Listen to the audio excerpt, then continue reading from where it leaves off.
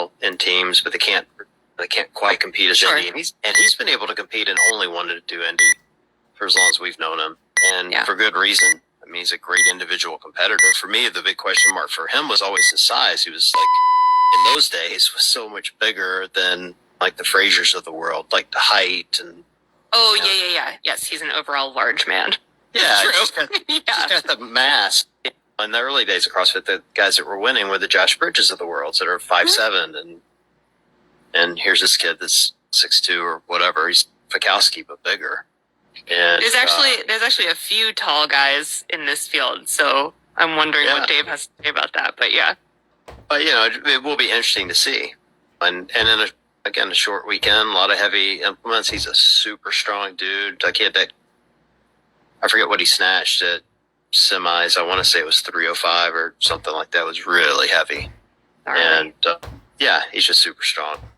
And I'm a big fan, so I hope he does well. All right, who's next? Next up, other end of the age spectrum a bit, Brent Fikowski. Again, somebody who's always able to put it together.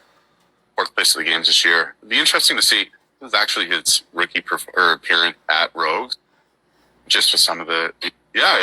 I was surprised as well, but either the sanctional years and then first couple of years it's been at Dell Diamond. He has not attended, so it'll be exciting to see him throw things with the log or whatever they decide to throw at teams this year. I've always Dave, good thing you have that website showing what athletes have gone to what events. So I was like, Rich, dang, cool, okay.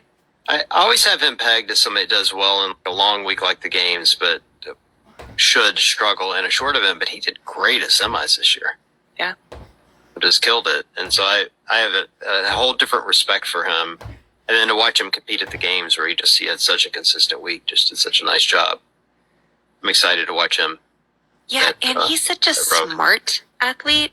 Like the way he approaches workouts and objects and individual tests, like he's so smart that if adaptation, Dave, you mentioned this, I think, in the women's episode that we did, if adaptation is really one of the strengths of the athletes at Rogue, then he's your man, right? He'll figure out 10 ways at the thing, and he'll be one of the first people to figure out how to do the thing if it's something brand new.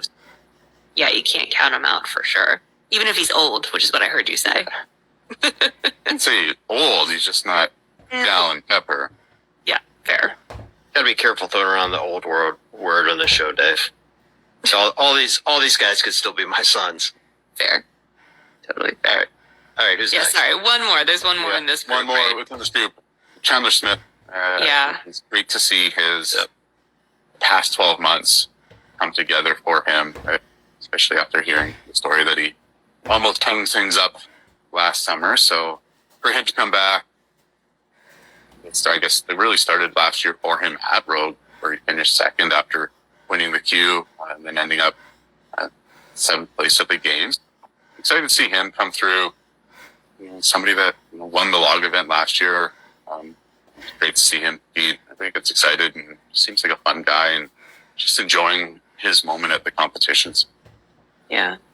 I have heard that he's in a very different mindset this season than he was before, and I know that that's something that in the past he's struggled with. So it will be really great to see like a confident, healthy, happy in life, right? Like married Chandler, like how he gets out there and showcases his fitness when all of that great stuff is also swirling around in the mental game.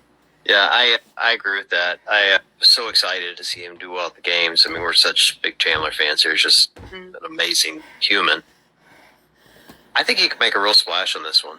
He looked great at the games. I mean, he just